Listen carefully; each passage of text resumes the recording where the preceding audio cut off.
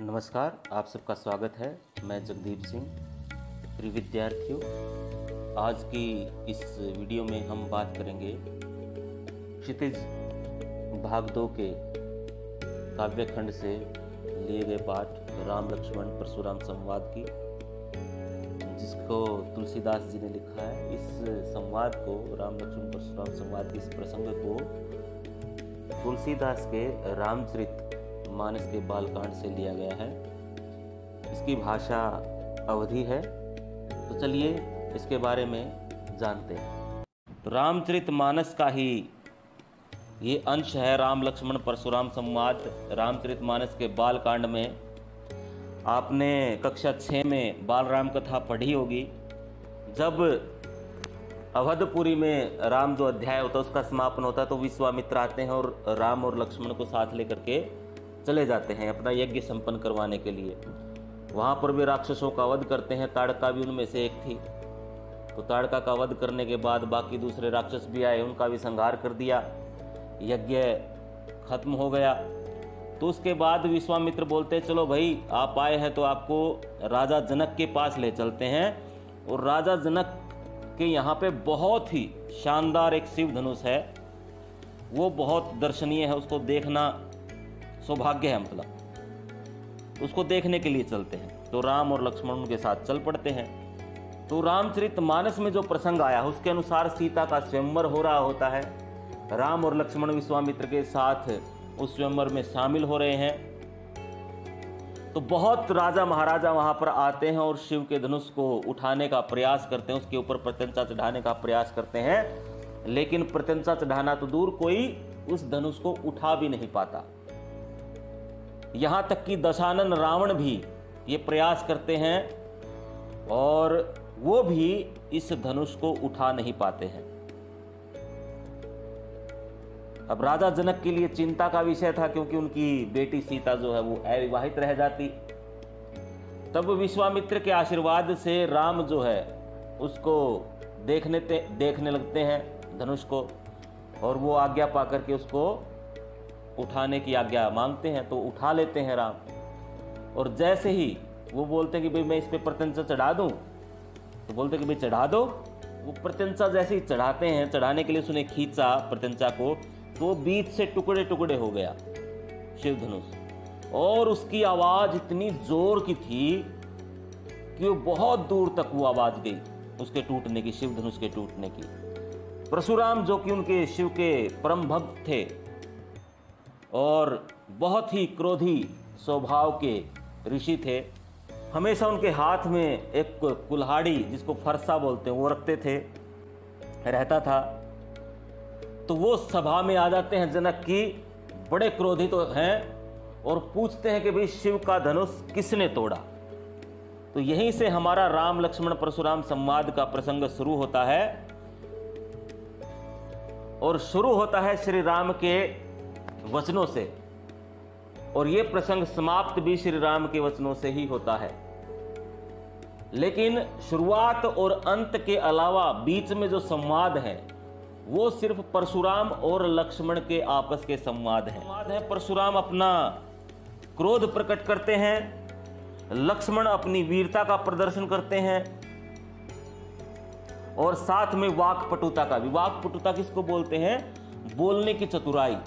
और बोलने की चतुराई किस में होती है कि आप ऐसी बात कह दो जो सामने वाले के बिल्कुल अंतस्थ को चोट करे। आप कोई व्यंग्य करना चाहते हो किसी के ऊपर, तो लक्ष्मण ऐसे ही कटाक्ष करते हैं। इसीलिए इस अध्याय का नाम राम लक्ष्मण परशुराम संवाद है। रामचरित मानस के बालकांड से लिया गया है। और तुलसीदास जी की अवधी और ब्रिज भाषा के ऊपर बहुत पकड़ थी, और यही कारण था इसके घर घर में पहुंचने का भी, क्योंकि अवधी जो थी वो आम बोलचाल की भाषा थी। तो ये अवधी भाषा में तुलसीदास जी के द्वारा लिखा गया है। और चौपाई, दोहा छंद का इसमें बहुतायत प्रयोग किया गया। हालांकि कुछ दूसरे छंदों को भी इसमें प्रयोग किया गया है, लेकिन मुख्य रूप से चौपाई और दोहा छंद ही इसके अंदर शामिल है। जैसे नाथ शंभु धनु भंजनी हारा, होई ही केऊ एक दास तुम्हारा। परशुराम आते हैं, उन्होंने पूछा कि भाई किसने शिव का धनुष तोड़ा है? तो राम हाथ जोड़ करके बोलते हैं, हे स्वामी, नाथ मतलब स्वामी, शंभु धनुष शिव का धनुष, भंजनिहारा तोड़ने वाला, कि हे स्वामी शिव के धनुष को तोड़ने वाला कोई आपका ही दास होगा, आपका ही सेवक होगा। आप किस लिए आए हैं, किस कारण आए हैं, मुझे बताइए। यह सुनकर ऋषाई गुस्से में, मुनि क्रोधित होकर गुस्से में बोले। सुनी ऋषाई बोले मुनि को ही, यानी कि जो मुनि यानी कि जो परशुराम है वो गुस्से में आकर बोलते हैं। क्या बोलते हैं? सेवकु सो जो करे सेवकाई, अरि करनी करी करिय लड़ाई। सुनहु राम जहि शिव धनु तोरा, सहस बाहु समसो रिपु मोरा। सो बिलगाई बिहाई समाजा, नय तमारे जहि सब राजा। सेवकु सो जो करे सेवकाई, कि जो सेवक होते हैं, सेवक का काम सेवकाई करना होता है। अरि करनी करी करिय लड़ाई। अरि करनी मतलब शत्रुता, अरि बोलते हैं शत्रु, करनी मतलब कार्य। शत्रुता का काम करने वाले तो लड़ाई ही करते हैं, उनके साथ तो लड़ाई करनी पड़ती है। सुनहु राम जहि शिव धनु तोरा, सहस बाहु समसो रिपु मोरा। कि राम सुनो, जिसने भी शिव के धनुष को तोड़ा है वह मेरा दुश्मन है। रिपु मतलब दुश्मन। सहस बाहु राजा का नाम था जो उनके शत्रु थे, जिन्होंने उनके पूर्वजों की हत्या की थी। तो उसी कारण सहस बाहु के साथ इनकी दुश्मनी थी और सहस बाहु का वध इन्होंने किया था। सो बिलगाई बिहाई समाजा, नय ते मारे जहीं सब राजा। कि जिसने भी शिव के धनुष को तोड़ा वो इस सभा से, इस समाज से अलग हो जाए, अपने आप को अलग कर लो, नहीं तो सारे के सारे राजाओं की हत्या कर दी जाए, सारे के सारे राजाओं को मार दूंगा मैं। अब जब ये बातें चल रही हैं, राम से परशुराम का संवाद हो रहा है, तो इस पूरे संवाद को सुनकर के लक्ष्मण को हंसी आती है और लक्ष्मण के मन में भी भाव उठते हैं। तो वो क्या कहते हैं फिर? सुनी मुनि वचन लखन मुस्काने, बोले परशु धरहि अवमाने। बहु धनु ही तोरी लरिकाई, कबहु न असिरीस कीन्ही गोसाई। के परशुराम के ये वचन सुनकर लक्ष्मण मुस्कुराते हैं, बोलते हैं परशुधरी अवमाने। परशुराम जो फरसे को धारण करने वाले हैं, कुल्हाड़ी को धारण करने वाले परशुराम हैं, उनका अपमान करते हुए लगभग कहते हैं कि हमने तो बचपन में बहुत सारे धनुष तोड़े हैं। बहु धनु ही तोरी लड़काई, हमने बचपन में बहुत सारे धनुष तोड़े हैं। कबहू न सीरीस कीनी का, अभी तक तो किसी मुनि ने ऐसा गुस्सा किया नहीं है। तब परशुराम लक्ष्मण की बात को सुनकर के बहुत ज्यादा क्रोधित होते हैं और बोलते हैं, रे निरप बालक काल बस, बोलत तो ही न संभार। धनु ही सम त्रिपुरारी धनु, विदित सकल संसार। कि हे राजकुमार, हे राजा के बालक, तू काल के वश होकर के बोल रहा है, इसलिए तुम्हारी जुबान पर तुम्हारा नियंत्रण नहीं है, इसलिए तुम मुंह संभाल करके बात नहीं कर रहे हो। तुम्हारे ऊपर मृत्यु सवार है, काल सवार है। इसलिए जिस शिव धनुष को पूरा संसार जानता है, पूरे संसार में, विश्व में जिसकी ख्याति है जिस शिव धनुष की, उसको तुम मामूली धनुष बता रहे हो, मामूली धनुष से उसकी तुलना कर रहे हो। निश्चित रूप से तुम्हारे ऊपर मृत्यु सवार है, तुम मरना चाहते।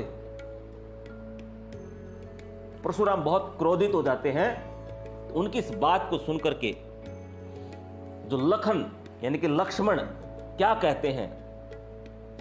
लखन कहा हंसी हमरे जाना, सुनहु देव सब धनुष समाना।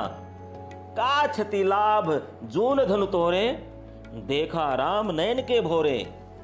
छुअत टूट रघुपति न दोषू, मुनि बिनु काज करिए कतरोसु।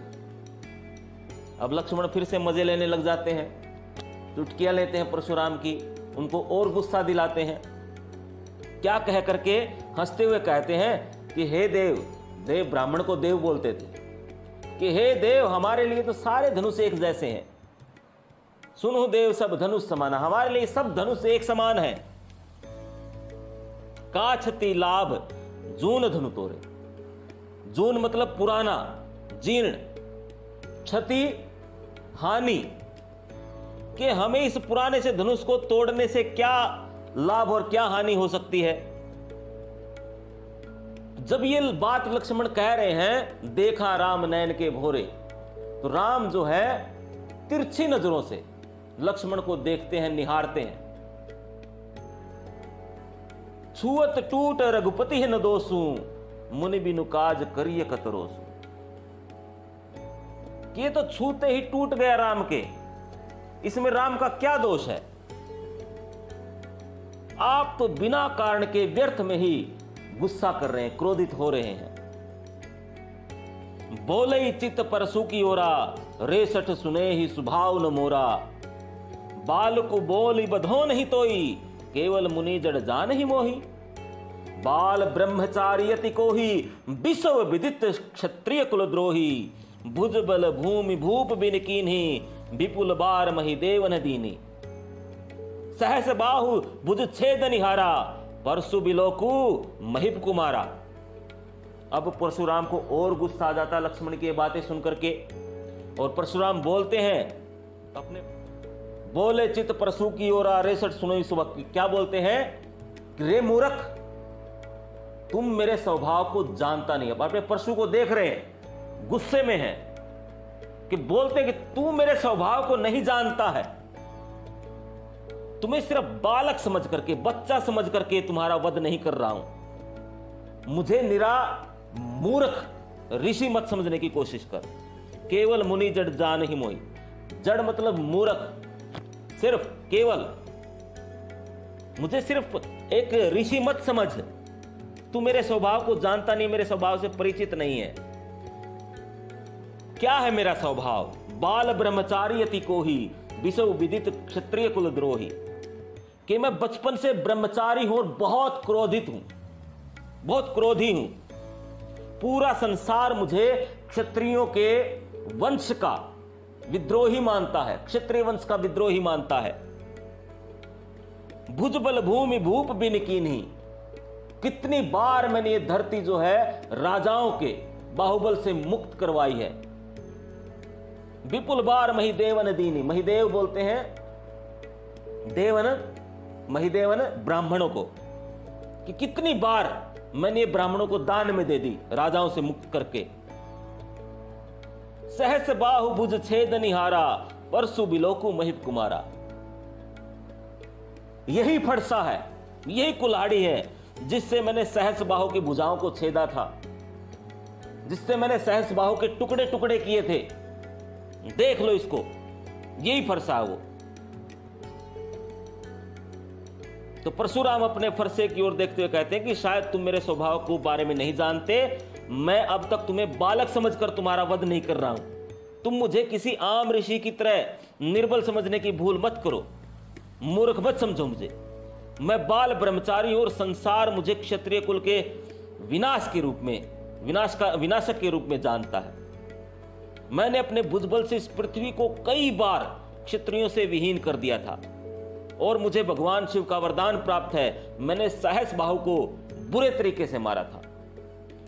तो आगे परशुराम क्या कहते हैं? इतनी बातें जब कहते हैं, मातु पितहि जनि सोच बस करसी महिष किशोर, गर्भन के अर्भक दलन परसु मोर अति घोर। मातु पितहि जनि सोच बस करसी महिष किशोर, गर्भन के अर्भक दलन परसु मोर अति घोर। कि मेरे फरसे को गौर से देख लो, तुम अपने व्यवहार से उस गति को पहुंच जाओगे जिससे तुम्हारे माता पिता को असहनीय पीड़ा होगी। यानी कि सोच ले, अगर मैंने तेरा वध कर दिया, मैंने तुम्हें मार दिया, तो तुम्हारे माता पिता पर क्या गुजरेगी। उन्हें क्यों चिंता में डालना चाहते हो? क्योंकि मेरा जो ये फरसा है, इसकी गर्जना सुनकर जो गर्भवती स्त्रियां होती हैं उनका भी गर्भपात हो जाता है, यानी कि गर्भ के अंदर भी बच्चे मर जाते हैं। इतना खतरनाक है ये। प्रिय विद्यार्थियों, राम लक्ष्मण परशुराम संवाद का ये है गर्मजोशी भरा संवाद लगातार जारी रहेगा, लेकिन दूसरी वीडियो में। तब तक के लिए हमें इजाज़त दीजिए। नमस्कार।